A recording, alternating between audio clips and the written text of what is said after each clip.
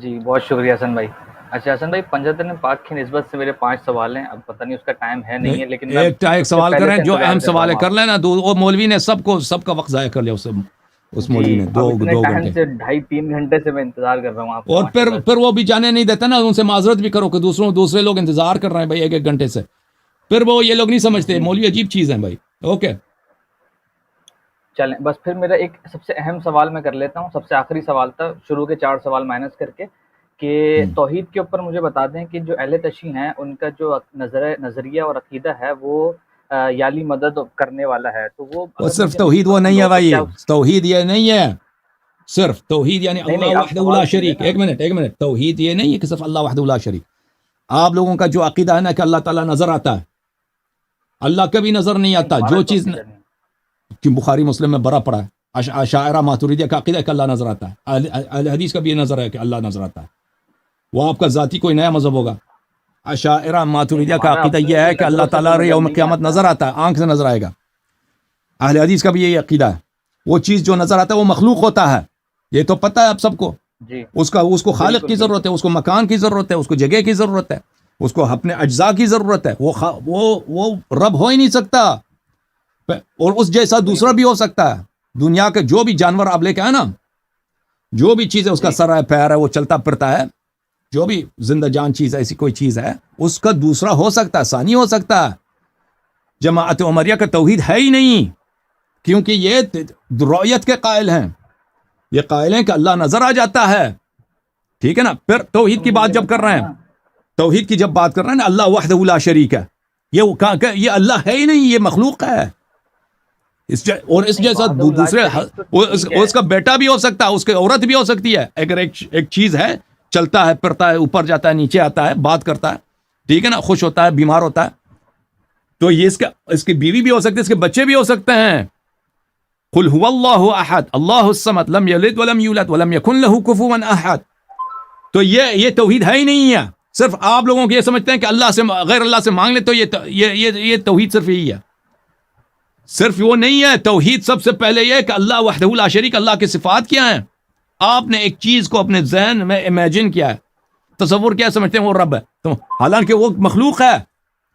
جماعت عمریہ کے جتنے فرقے ہیں، میرا جو اشاعرہ، بنیادی کوشچن ہے. ماتوریدیہ اور اہل حدیث، یہ سب رؤیت کے قائل ہیں.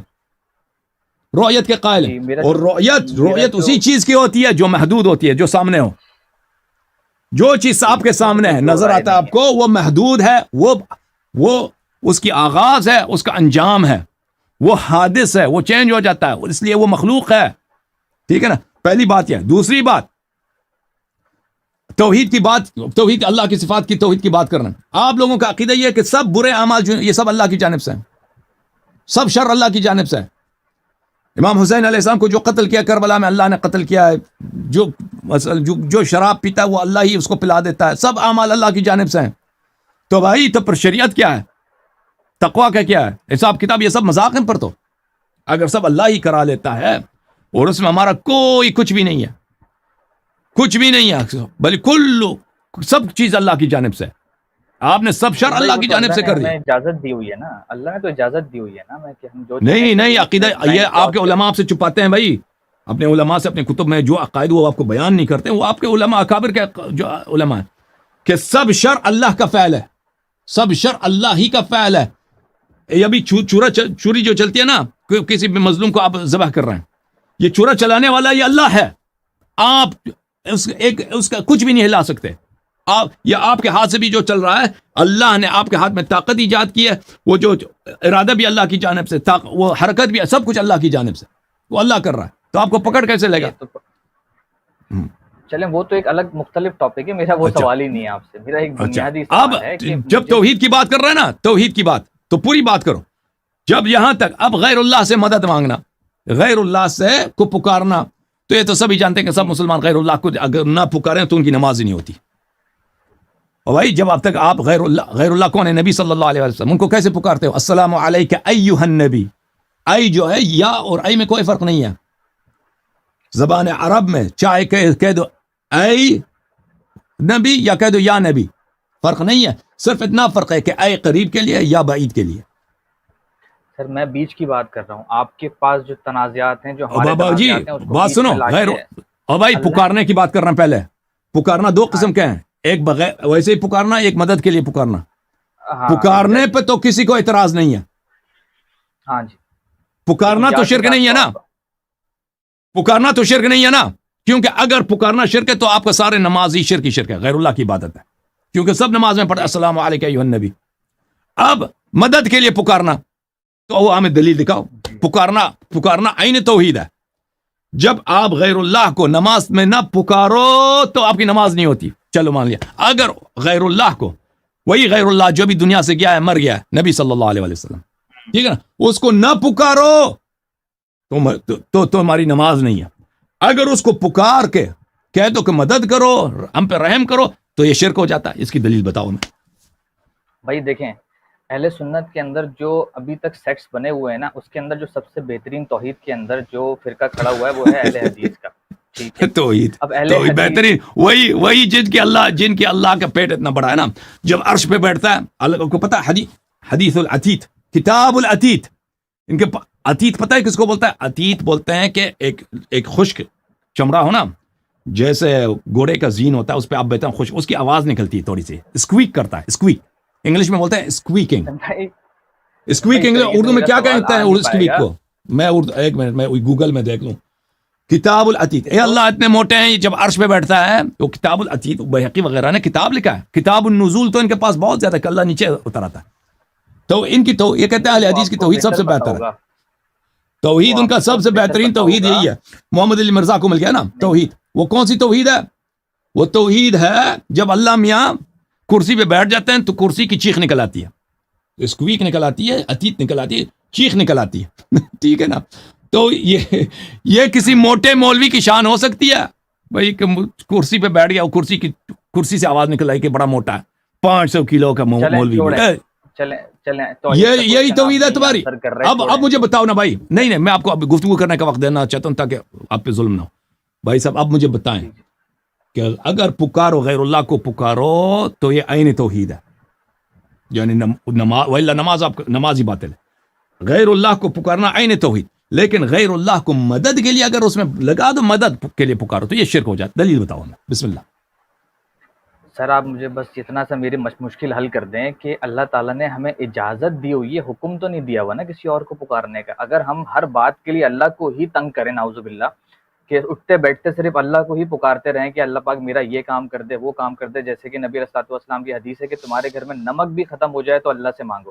جب نمک تک بات آ ہی گئی ہے تو ہم باقی اپنے دنیا کے اور دین کے مسائل اللہ سے کیوں نہ ڈسکس کریں؟ تو پھر اللہ نے تو ہمیں اس کے ہم نہیں لیے کہتے کوئی منع، پکڑ تو نہیں. ہم نہیں کہتے کہ اللہ سے نہیں مانگ سکتے. کس پاگل کے بیٹے نے کہا کہ تم اللہ سے نہیں مانگ نہیں، سکتے؟ میں کہہ رہا ہوں کہ ہول سول 100% مانگیں آپ ہی دیکھیں، ہمیشہ. آپ نے توحید کی بات کی ہے بھائی. یہ بات اس طرح نہیں ہے کہ بھائی ہم اللہ سے مانگتے ہیں. یہ تو کوئی نہیں کہتا کہ اللہ سے نہیں مانگ سکتے. آپ کا موقف یہ ہے کہ غیر اللہ سے آپ مانگنا یہ توحید کے منافی ہے. آپ کہتے ہیں یہ شرک ہے. نہیں، ایک دفعہ انسان دیکھ بھائی صاحب دیکھیں ایک منٹ، ایک دفعہ انسان کہتا ہے گناہ ہے، حرام ہے، یہ ایک مرتبہ ہے. اس سے بڑھ کر ہے کہ انسان مشرک بن جاتا ہے. یہ تو حرمت کا انتہائی درجہ ہے نا کہ آپ دین ہی سے خارج ہو گئے، مشرک ہو گئے. اور بھائی میں نے آپ سے مدد آپ سے طلب کیا ہے، آپ تو کہتے ہیں کہ جائز ہے بھائی لیکن ضروری نہیں. یہ اور بات ہے. پھر آپ اپنے موقف سے پھر گئے ہیں. آپ نہیں کہتے کہ یہ گناہ ہے، آپ نہیں کہتے کہ یہ شرک ہے، آپ کہتے ہیں یہ جائز ہے، ہم نہیں کرتے. ٹھیک ہے، یہ سمجھ گئے. لیکن یہ میرا اپنا ماننا ہے. لیکن یہ آپ کے موقف کے خلاف ہے. آپ یہ کہتے ہیں کہ یہ ہے علمی ہی نہ بحث ہے نا، صرف میں حرام ہے، عالم یہ نہیں ہوں. شرک ہے. حسن بھائی میں عالم نہیں ہوں نا، یہ تو علمی بحث ہے. یہ لو آپ بہتر جانیں، اس کا بوال بھی آپ لوگوں کے تو میں اوپر آپ کو ہوگا، اس کا جواب دے سواد دیتا بھی ہوں آپ بھائی. لوگوں کے اوپر آپ ہوگا. عالم نہیں تو میں آپ کو جواب دے دیتا ہوں بھائی. یہ بالکل ایک بکواس والی بات ہے. بالکل نہ کوئی حدیث ہے میرے بھائی عزیز، نہ کوئی قرآن کی آیت ہے، کچھ بھی نہیں ہے کہ آپ غیر اللہ سے مدد نہیں مانگ سکتے. اگر مجھے یعنی یہ پسند ہے نہ مکروہ بھی نہیں ہے، حرام تو دور کی بات ہے، شرک تو اور دور ہی کی بات ہے. غیر اللہ سے مدد طلب کرنا یہ نہ صرف یہ مکروہ بھی نہیں ہے، چاہے کہ یہ کیا ہو، یہ حرام ہو یا شرک ہو. کہ اگر کوئی شخص کہتا ہے شرک ہے تو دلیل، اس شرک کے لیے دلیل کی ضرورت ہوتی ہے. اگر کوئی کہتا ہے حرام ہے اس کے لیے دلیل ہونی چاہیے. ہم نہیں کہتا کہ یہ نہ شرک ہے نہ حرام ہے نہ مکروہ ہے، ہم قائل ہی نہیں. تم ثابت کرو کہ یہ شرک ہے. ہمارے مذہب میں اہل بیت طاہرین علیہ السلام کے احادیث ہیں کہ جب امام حسین علیہ السلام کے روضے پہ جاؤ تو ان سے اپنی حاجت طلب کرو، حاجت طلب کرو امام حسین علیہ السلام سے. ہمارے زیارات میں اتنے، ہمارے کتابوں میں زیارات اتنے زیادہ ہیں کہ تم اپنے امام کو کس طرح پکار رہو، رسول پاک صلی اللہ علیہ وسلم کو کس طرح پکارو. ان روایات میں اتنی زیادہ یہ الفاظ ہیں کہ رسول پاک صلی اللہ علیہ وسلم سے، ائمہ طاہرین علیہ السلام سے جب خطاب ہو تو ان سے مدد مانگو، تو کہہ دو کہ ہماری مدد کرو. یہ اس کے عبارات بہت زیادہ ہیں ہمارے کتاب میں. خود اہل بیت طاہرین علیہ السلام نے فرمایا. یہ کیوں آخر شرک دلیل مانگتا ہے؟ کوئی بھی چیز، مثلا میں کہتا ہوں شراب حرام ہے، ایسے بلا وجہ میں تو نہیں کہہ سکتا کہ شراب حرام ہے. میں اللہ تو رہی ہوں، کہہ سکتا ہوں بھائی؟ نہیں بالکل نہیں. حسن بھائی آپ کا جواب آ تو گیا. جو شخص کہتا ہے یہ حرام ہے اس کو دلیل کی ضرورت ہے نا، کہہ دے کہ حرام ہے ایسے بلا وجہ. اچھا حسن بھائی، میرا دوسرا اہم سوال یہ ہے کہ آپ کی باقی بہت ساری باتیں ایسی ہیں جو کہ کنونس کرتی ہیں خلافت کے مسائل میں. تو اگر ہم اس کو صرف ایسے دیکھ لیں کہ یہ ایک پولیٹیکل اختلاف تھا حضرت علی اور باقی خلیفتین کے بیچ میں، تو کیا یہ کافی ہوگا شیعت میں آنے کے لیے، یا پھر ان کے اوپر گالی دینا، تبرہ کرنا یہ لازم ہے آپ کے عقیدے کے حساب سے؟ تو وہ تو ایک منطقی نتیجہ ہے میرے بھائی، کہ جنہوں نے پیغمبر صلی اللہ علیہ وسلم کو دیکھا نا، کہ انہوں نے فرمایا کہ تم میرے بعد وسیع میرا کون ہے؟ اہل بیت علیہ السلام ہے، امیر المؤمنین علیہ السلام ہے. پھر آپ لوگ جو ہیں اس کو ساتھ نہ دو، اس کا حق ضائع کرو، اور اپنے آپ کو بلا وجہ تم کہہ دو کہ میں امام ہوں. حالانکہ رسول اللہ صلی اللہ علیہ وسلم نے آپ کو حکم دیا تھا کہ کسی اور، آپ نے طاعت کرنی تھی کسی اور کی.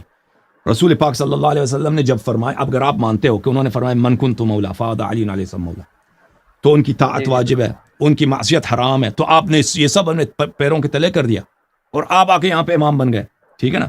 پھر آپ نے جھوٹی حدیث بنا دی اہل بیت علیہ السلام پہ کہ نبی صلی اللہ علیہ وسلم کے میراث نہیں ہوتا، تاکہ ان کے مال پہ قبضہ کیا جائے، ان کے میراث پہ قبضہ کیا جائے. تو یہ تو لازمی بات ہے کہ پھر ان کو مان لینا کہ یہ ظلم ہے، یہ گناہ ہے، ٹھیک ہے نا. یہ ماننا کہ ظلم مان لیا، ظلم مان لیا، گناہ مان لیا، ختم بات. بالکل بالکل. گالی دینا ضروری ہے؟ دیکھیں ایک گناہ گار کو، یہ قرآن مجید میں تو دیکھیں، اگر ان کو گناہ گار مان لیا، ان کو ظالم مان لیا، پھر ان کے گناہ کی حدود کو آپ تو دیکھ لینا کہ دنیا میں جتنے دین میں بدعات داخل ہوئی ہیں. شہنشاہ نقوی کہتے ہیں کہ ہمارے مذہب میں ان کو گالی دینا حرام ہے، اور وہ بکواس کر رہا ہے شہنشاہ بکواس کرتا ہے. وہ عالم ہے کچھ نہیں بات اس کو نہیں. دیکھو میرے بھائی، ایک دفعہ حکم فی نفسی ہوتا ہے، ایک دفعہ حکم ثانویہ ہوتا ہے. شہنشاہ کو بات آپ نہیں سمجھے ہوں گے، یا شہنشاہ کو پتہ نہیں ہے. دیکھیں ایک شخص اگر ایک غلط کام کر گیا کہ آپ یہ تکیہ تو نہیں کر رہے، تو انہوں نے کہا نہیں یہ تکیہ نہیں ہے، میرے دل کے اندر بھی یہی ہے، یہ تکیہ ہے. بکواس کر رہا ہے، بالکل بکواس کر رہا ہو، بالکل نہیں. اہل بیت علیہ السلام کے احادیث میں بہت زیادہ ہے کہ تقیہ آپ کریں، کہ مثلا ایسا کام نہ کریں جس کی وجہ سے آپ کو ضرر پہنچائے. لیکن اہل بیت علیہ السلام کے احادیث میں ان پہ لعنت اور ان کو بری الفاظ کے ساتھ، اور بہت ہی غلط، بہت ہی یعنی غلط تو نہیں، بالکل صحیح جو ان کے جائز ہیں ان کے لیے، یہ بہت زیادہ ہیں شیخین کے لیے. تو ایسے شخص کے فاسق کی حرمت نہیں ہوتی عزیز میرے بھائی. ایک شخص جو نبی کریم صلی اللہ علیہ وسلم کی زندگی میں ان سے بیعت کر کے بیعت توڑتے تھے، ان کی بدتمیزی کرتے تھے، اس کی حرمت نہیں ہے کہ پھر آپ اس کا احترام کریں، بل ان کو برا کہنا. پھر اہل بیت علیہ السلام کی روایات اس بات پہ متواتر ہیں کہ براءت کا اظہار کرنا، بیزاری کا اظہار کرنا. اب بیزاری کا اظہار کرنا یہ تو نہیں کہ صرف آپ گالی دے دیں، یعنی آپ دل میں نفرت ہونی چاہیے، دل میں بیزاری، دشمنی ہونی چاہیے. اور اگر کبھی کوئی مشکل نہیں ہے، کوئی خطرہ نہیں ہے، تو یہ بیزاری جو ہے لفظ پہ، زبان پہ بھی آ جائے تو یہ عین عبادت ہے. اور یہ جو ہے ہمارے روایات میں ان کی لعنت کرنا، یہ تو بہت زیادہ ہے، بے شمار ہیں ان کی مذمت میں. جی ہاں، اہل بیت علیہم الصلوۃ والسلام نے وہ الفاظ ان کے لیے، اتلم بین ذالک بعد ذالک الزنیم، اتلم بعد ذالک الزنیم، یہ قرآن مجید کی آیت ہے، اور اس کے معنی بہت سخت ہیں. یہ ابو بکر عمر، اہل بیت علیہ السلام نے فرمایا کہ اللہ نے ان کو قرآن میں گالی دی ہے. ابو بکر عمر کو اللہ نے اتلم بعد ذالک الزنیم، یہ ابو بکر عمر ہیں. اور اس کے معنی آپ چیک کریں کسی ڈکشنری میں، اس کے معنی بہت شدید ہیں. اہل بیت علیہ السلام کے احادیث ہیں کہ یہی دو ہیں. اچھا، تو یہ جو ہے نا، یہ تو معرفت کے ساتھ آ جاتا ہے کہ اگر آپ کو یہ بات پتہ چل جائے، اگر پتہ نہیں ہے کہ برے لوگ ہیں تو پھر صحیح بات ہے، پھر تو آپ پہ کچھ واجب نہیں ہے، آپ کو پتہ ہی نہیں ہے. اگر پتہ چل جاتا ہے کہ ان لوگوں نے ظلم کیا ہے، امامت ان کا حق نہیں بنتا تھا، انہوں نے جھوٹ میں کئی سالوں تک ادعا کہ ہم امام ہیں، جو اصلی امام ہے اس کی بات نہیں مانتے رہے، اور پھر اسی وجہ سے دین میں بدعات داخل ہو گئے. خود انہوں نے شریعت چینج کیا. طلاق کا مسئلہ ہے، طلاق ایک مجلس میں، ایک مجلس میں 3 دفعہ طلاق دینا یہ تو سنت ہے کہ بھائی وہ ایک مجلس میں آپ 3 دفعہ طلاق دیں وہ طلاق نہیں ہوتی, ایک ہی طلاق ہوتی ہے. آپ 20 مرتبہ کہہ دیں طلاق طلاق طلاق طلاق نہیں ہوتی جب تک وہ دوسری مجلس میں وہ عدہ کر لے, یعنی عفواً اس کے بعد وہ حیض کر لے, اس کی عدہ نکل جائے, پھر اگر آپ نے رجوع نہیں کیا, پھر اگر آپ نے رجوع کیا پھر طلاق دے دی, پھر وہ دوسرا طلاق ہوگا. اس کو کس نے چینج کیا؟ عمر صاحب نے چینج کیا اس کو. تراویح کو کس نے چینج کیا؟ عمر صاحب نے. شریعت کے اجزاء کو ان لوگوں نے چینج کیا بھائی. ہاں جی, تیسرا میرا اہم سوال بتا دیں کہ اگر کوئی بندہ غیر مسلم سے مسلم ہوتا ہے, مسلمان ہوتا ہے, اگر وہ سنیوں کے ہاتھ لگ گیا تو اہل سنت والے اس کو جو بھی ہوتا ہے, دعوت اسلامی والے ہوتے ہیں تو وہ اپنے بریلویوں میں لے کے جاتے ہیں, اہل حدیث ہوں گے تو وہ اپنے پاس لے کے جائیں گے, اسی طریقے سے دیوبندی ہوں گے. تو آپ بتائیں کہ اگر میں اہل تشیع ہوتا ہوں تو پھر آپ کے حساب سے کون سا فرقہ آپ کا سب سے صحیح ہے؟ اسماعیلیہ, زیدیہ ایکسیٹرا. تو آپ کا صحیح العقیدہ شیعت کون سی ہے؟ بھائی میرے فتوے سے کچھ نہیں بنتا, آپ تحقیق کریں بھائی. میں کہہ دوں فلانا صحیح ہے, ٹھیک ہے نا, فلانا. وہ تو اس طرح تو نہیں ہوتی بھائی. آپ مجھ سے میں شیعہ اثنا عشری ہوں, میں شیعہ اثنا عشری ہوں. دیکھو بھائی اس طرح نہیں ہوتا. شیعہ اثنا عشری, شیعہ جو ہے نا دنیا میں جب شیعہ کہا جاتا ہے اس سے مراد شیعہ اثنا عشری ہوتا ہے.